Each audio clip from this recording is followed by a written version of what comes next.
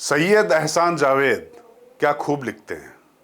मंजिल अपनी दूर है लेकिन मिल जाएगी चलते चलते। इन दिनों पीके यानी प्रशांत किशोर अपने पैरों से जिस तरह बिहार को नाप रहे हैं और दिमाग से तौल रहे हैं, उसे देखकर ये पंक्ति उन पर सटीक बैठती है। आज से ठीक एक महीने बाद 2 अक्टूबर यानी गांधी जयंती को चुनाव रणनीतिकार से पूर्णतया नेता बनने की राह पर तेजी से आगे बढ़ रहे पीके अपनी राजनीतिक पार्टी का औपचारिक ऐलान कर देंगे। लेकिन उससे पहले प्रशांत किशोर ने 2025 में होने वाले बिहार विधानसभा चुनाव के मद्देनजर जिस तरह से अपनी सियासी सक्रियता दिखाई है, उसने सभी राजनीतिक दलों और उसके नेताओं की नींद तोड़ाई दी है। पीके बिहार में इन दिनों गजब की राजनीति कर रहे हैं और किसी को भी बख्शने के मूड में नहीं है। और अब उन्होंने लालू यादव उनकी पार्टी आरजेडी को ही घेर लिया है, वो भी उनके सबसे ताकतवर माई यानी मुस्लिम यादव समीकरण को लेकर। प्रशांत किशोर ने मुसलमानों को सीधे सीधे संबोधित करते हुए कहा कि लालटेन में जल तो आप रहे हैं लेकिन रोशनी कहीं और हो रही है। अब मुसलमानों को लुभाने के लिए प्रशांत किशोर का यह दांव कितना कारगर साबित होगा, इसका पता तो बाद में चलेगा। लेकिन पीके ने मुसलमानों के बीच जाकर जिस तरह बेबाकी से उनके लिए आवाज उठाई है, उसकी गूंज दूर तलक तो जाएगी। नमस्कार, मैं हूं राजकिशोर। दरअसल अपने जन सुराज अभियान के तहत लगातार पूरे बिहार की यात्रा कर रहे प्रशांत किशोर पिछले 2 सालों में बिहार के तमाम जिलों में 5000 किलोमीटर से भी ज्यादा यात्रा कर चुके हैं। वो हर दिन अपने समर्थकों के साथ कई किलोमीटर पैदल चलते हैं और जगह जगह सभा भी कर रहे हैं। इसी दौरान पीके ने राजनीति में मुसलमानों की भागीदारी विषय पर आयोजित कार्यक्रम में जहां हजारों की संख्या में मुसलमान जमा हुए थे, उन्होंने बेबाकी से कह दिया। क्या कहा, यह सुनना दिलचस्प है। अब मतलब ये मुसलमान कितना सुनते हैं अलग बात है, लेकिन तथ्यात्मक रूप से शायद ये गलत नहीं है। लालटेन में आप जल रहे हैं और रोशनी कहीं और हो रही है। ऐसे में मुसलमानों को अब जागना होगा।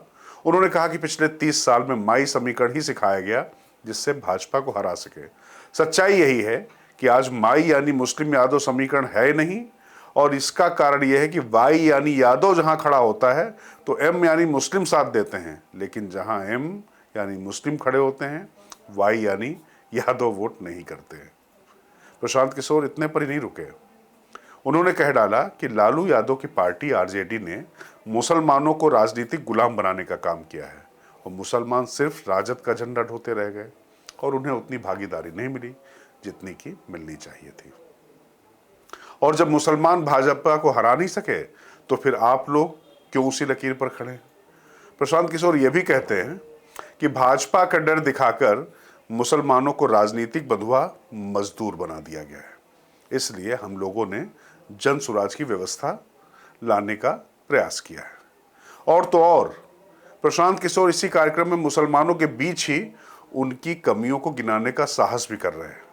उन्होंने कहा कि आज अगर सबसे ज्यादा मशवरे की जरूरत किसी कौम को है तो वो मुसलमान हैं, क्योंकि मुसलमानों की ये जिम्मेवारी बताई गई है कि वो अपने बच्चों के साथ इंसाफ करें। आज देश में आधे से ज्यादा मुसलमान अपने बच्चों के साथ इंसाफ नहीं कर रहे हैं। मुसलमान चिकित्सा और तालीम के लिए संघर्ष कर रहे हैं।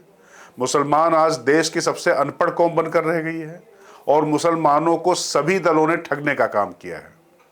पीके ने एक आंकड़े के जरिए यहां मौजूद मुसलमानों को बताया कि बिहार में दलितों के बाद सबसे ज्यादा गरीब अगर कोई है तो वो मुसलमान हैं। आबादी के हिसाब से मुस्लिमों के 40 विधायक होने चाहिए, लेकिन आज सिर्फ 19 विधायक हैं। आज जहां 1650 मुखिया और सरपंच होने चाहिए वो सिर्फ 1200 हैं। इसी तरह 27,500 से ज्यादा वार्ड सदस्य होने चाहिए, लेकिन हैं सिर्फ 11,000।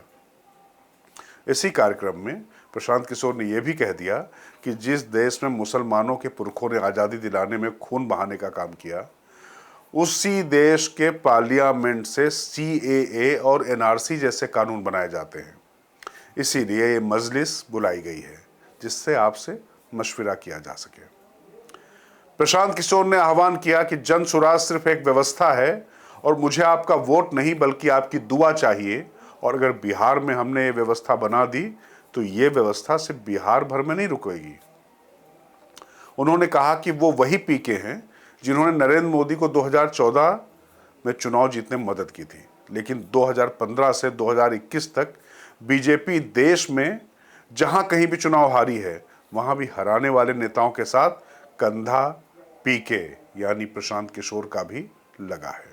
गौरतलब है कि प्रशांत किशोर ने करीब एक हफ्ते पहले इसी तरह एक महिला सम्मेलन किया था, जिसमें उन्होंने पहली बार अपनी पत्नी जाह्नवी दास, जो पेशे से एक डॉक्टर हैं, उनका परिचय कराया और कहा कि आज मैं आप लोग के लिए जो कर पा रहा हूं इनकी बदौलत ही हो पाया, क्योंकि घर संभालने की जिम्मेदारी इन्होंने ले ली तो बिहार में मैं आप सबके बीच में आ पा रहा हूं और कुछ बदलने की कोशिश कर रहा हूं। यानी देखा जाए तो प्रशांत किशोर एक मंझे हुए राजनीतिक की तरह एक एक कर अपने मोहरे चल रहे हैं। जैसा कि आपको याद होगा कि जब बिहार में नीतीश कुमार ने बिहार में सत्ता की राजनीति स्थापित की थी तो कुछ ऐसे ही सियासी दांव आजमाए और उन्हें कामयाबी भी मिली। बहरहाल पीके ये भी साफ कर चुके हैं कि 2025 में बिहार विधानसभा चुनाव में जनसुराज 243 सीटों पर यानी पूरी सीटों पर चुनाव लड़ेंगी, जिसमें कम से कम 40 महिला उम्मीदवार और 50 से भी ज़्यादा मुस्लिम उम्मीदवार होंगे। साथ ही दलित उम्मीदवारों की संख्या अच्छी खासी होगी। यही नहीं, पीके का ये कहना कि जो हिंदू गांधी जी को मानने वाला है वो बीजेपी से इत्तेफाक नहीं रखता, जो अंबेडकर को मानने वाला है, जो जयप्रकाश और लोहिया को मानने वाले हिंदू हैं, वो भी भाजपा को वोट नहीं करते। और इसी फार्मूले के आधार पर जन सुराज की नींव रखी गई है।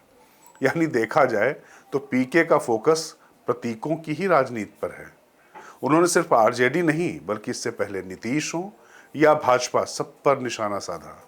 ऐसे में यह देखना दिलचस्प होगा कि अब तक नेताओं को चुनाव लड़ाते आ रहे प्रशांत किशोर जब खुद मैदान में उतरकर आमने सामने का मुकाबला करते हैं तो उनकी जीत का स्ट्राइक रेट क्या रहता है।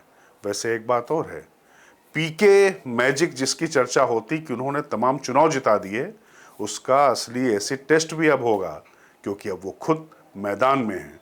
तो दूसरों को जिताने वाले पीके खुद अपनी राजनीति में कितना कामयाब होते हैं ये भी इस बार तय हो जाएगा। तो फिलहाल मुझे दीजिए आज्ञा, लेकिन जाने से पहले आप सबसे एक अपील, कमेंट बॉक्स में जाकर जरूर अपनी टिप्पणी लिखें और अपनी राय से हमें वाकिफ कराएं। फिलहाल दीजिए इजाज़त। मैं राजकिशोर, बुलंद भारत टीवी, ताकत आपकी।